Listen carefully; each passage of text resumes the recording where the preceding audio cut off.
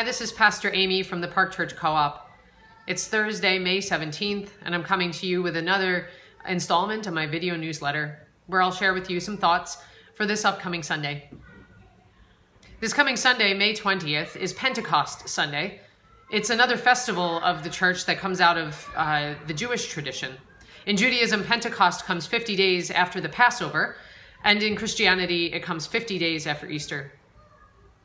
In the story from the book of Acts, which I have recorded for you in a previous video, we hear the story of the first Pentecost after Jesus' resurrection. And in that story, there are people, thousands of people, who are gathered from the surrounding nations. They are all Jewish people coming for the festival of Pentecost to the holy city of Jerusalem. There are Arabs and Cretans and Medes and Elamites, people speaking all kinds of different languages, united simply by their faith in the same God. And they come together in common celebration. But as they're gathered there, some of them gathered in a house together, this rush of a violent wind comes and fills the house where they're gathered. It shakes them up, and just as they are wondering about what this wind is about, there are tongues of fire that come down in the house and land on the heads of each of the followers of Jesus. It's a really dramatic scene. It's a really fun one to read and to kind of to stage in church on Pentecost Sunday. And when the disciples, when they receive this tongue of fire on their head, something amazing happens. All of a sudden, they begin to speak. And the multilingual crowd gathered there is able to hear each of them speaking in their own language. It's an amazing thing if you think about it. And notice that in the story, the foreigners who are gathered aren't required to learn the particular language of the people of Jerusalem. It's not like they have to learn Hebrew or English, for that matter. But each was given access to words of hope and promise in their own native tongue. At Pentecost, unity comes to the people who are gathered through the Spirit of God. But this unity is not about uniformity and assimilation. The diversity of God's people is affirmed in this story. What Pentecost is about, and what God's promises are about, is equity.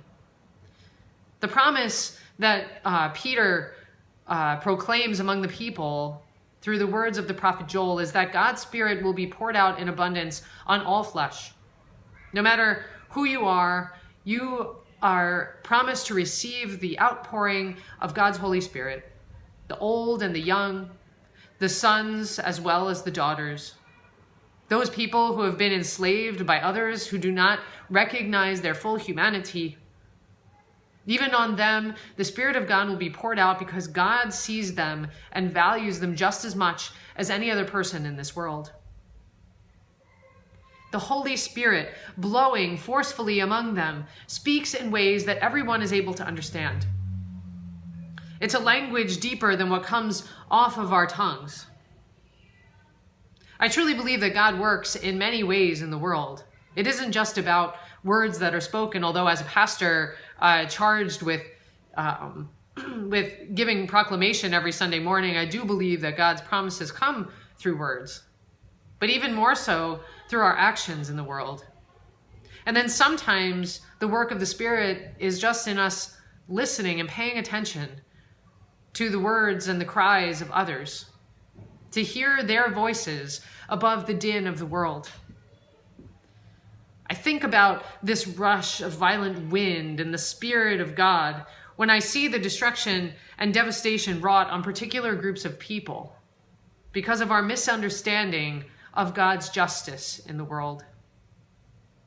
Last week, the world watched as Palestinians were killed for protesting their right to be recognized as sovereign people. Women have been silenced for so long when we tried to point out the inequities that exist in the workplace and the sexual harassment that is part of our culture. Black men and women being discriminated against and imprisoned disproportionately. Underdocumented individuals pleading for others to have compassion in their struggle for access to safe haven and resources.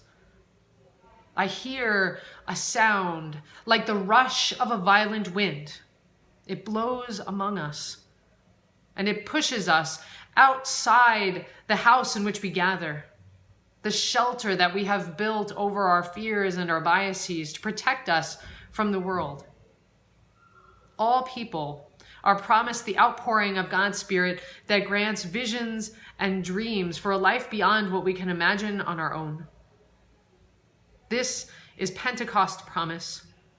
As God's Spirit is poured out among us, we are charged with making God's justice a priority in our work together.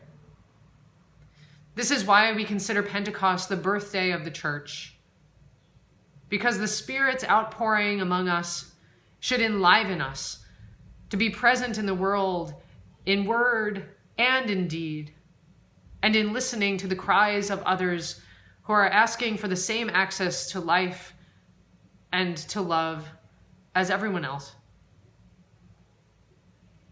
I invite you to be part of this conversation, to continue it by coming on Sunday morning, or to write a comment here, to follow us on Facebook and leave a comment there, or to go to our website, parkchurchcoop.org.